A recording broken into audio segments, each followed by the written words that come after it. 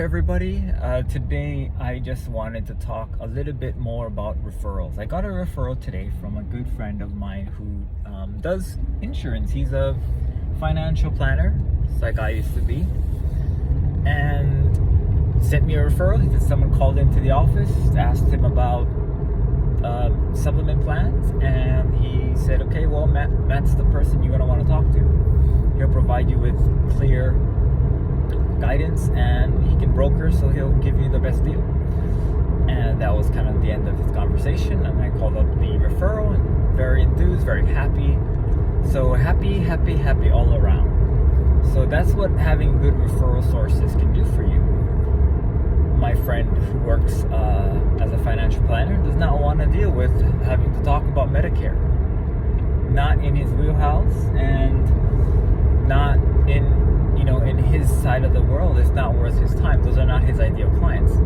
But he does work for a company that offers these products, and from time to time he'll get a call. And the client or the prospect who really wanted to talk to somebody about Medicare got to talk to somebody who knows their stuff, is referred, and is credible by both the company that this person works for and this person. And it really helps out, because now the prospect on the phone can say, yeah, I called the local office and I got class A help. Good stuff. So on that same note, that is how I feel like business is best now. It's very difficult for me as a insurance agent, as a financial planner, financial person, financial advisor, someone who helps clients with their finances. It's very difficult for me to work with somebody who thinks that all I'm going to do is try and sell them something. It is. Ultimately, I am selling something. But when you are framed in a way that shows you as the person who knows what they're talking about, it's not viewed that way. It's just the way humans are. We're defensive. Everybody has an agenda, and it's just far more obvious when your agenda is to sell something when you come in, and everything's going to get filtered through that same kind of lens. And it is not very good. It kind of sucks. So I would suggest that you have your feelers out there, your people who know what you do, refer you business that you do. Make sure you do good business. But the way to get that kind of business out there does take time. I've been doing Medicare now for 8 years, almost 8 years. And, it took a while to get here. But you have to build it. You have to build it. The way to build it is up to you.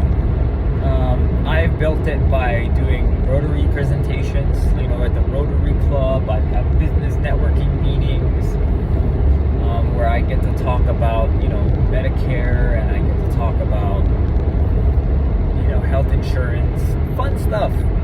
Not really. But, you meet someone in the story, kind of the narrative way. You get to know them a little bit outside of work, what they like to do. And then you see them in their business, right? And then you actually see what they do and how they do it. And if you like that, then you have kind of a good mesh. Like if you think someone's a good person, and then you watch them do work and they do good work, that's a plus. You're going to refer this person. You're going to want to. It's going to feel like you want to refer this person business.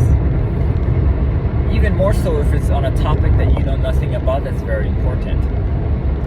On the flip side, if someone is a jerk and you watch them do work and they're just a jerk there, you're not going to want to refer them any business.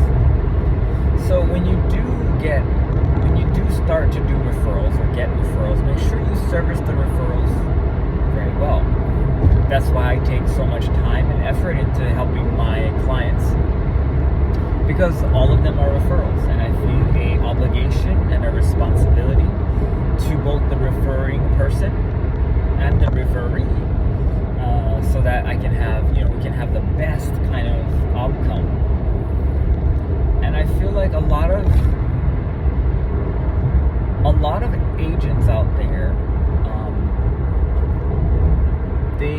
they fight that all the time.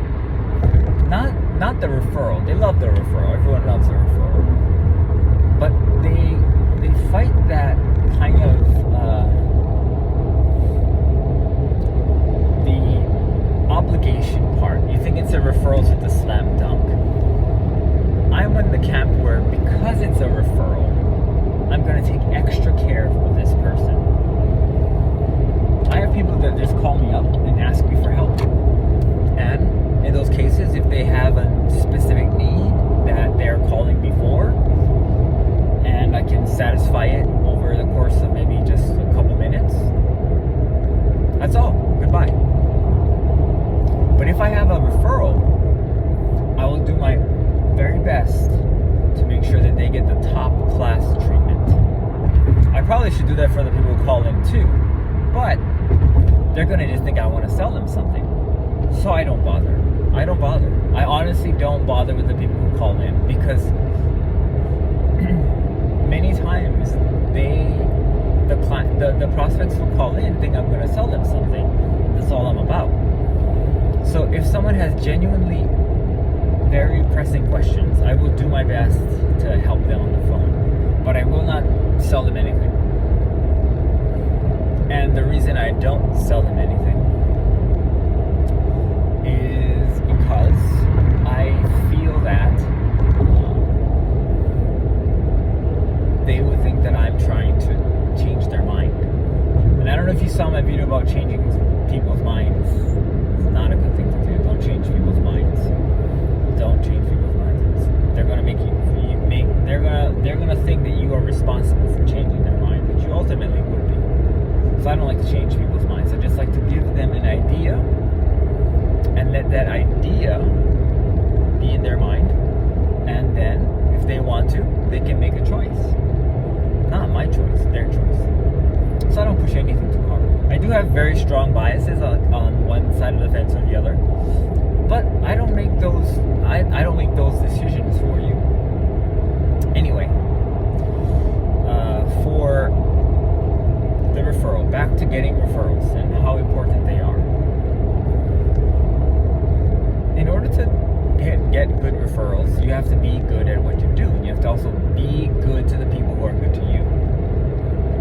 I'm not saying buy them stuff. I'm just saying service the referral best you can. And if the person referring you the business sells some product that you would in turn, even if you sell the product yourself, in turn refer the person back and say, you know what, so-and-so, the one that referred you to me, they actually are equipped with doing that, and they can help you there. And if they pester, just say, you know what, take your problems or whatever to so-and-so, your advisor. And if you want me to give you a second opinion, I'll go ahead and send that information to your advisor, and he can figure out if that's a good thing or a bad thing. Why do I do that? I want to protect my advisor, and I want to protect the relationship I have with that advisor. A lot of nowadays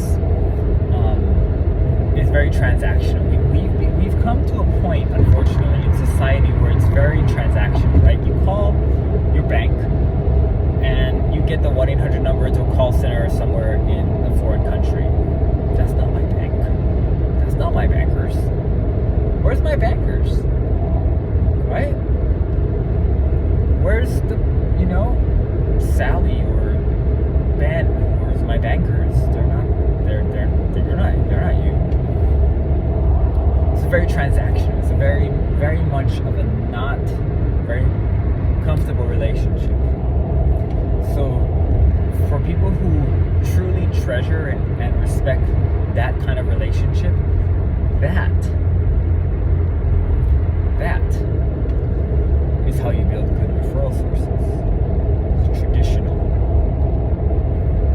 Because if it's all transactory, then no one's actually responsible. No one will feel responsible.